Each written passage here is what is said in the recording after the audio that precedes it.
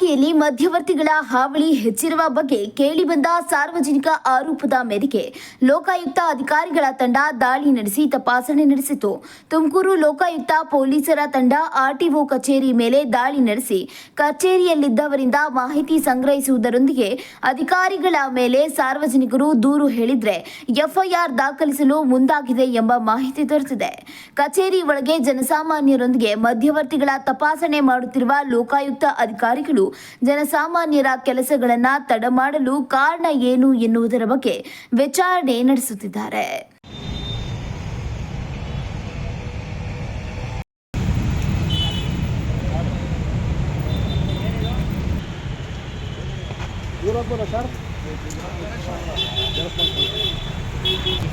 Confirm ಮಾಡ್ಕೊಳ್ತೀವಿ.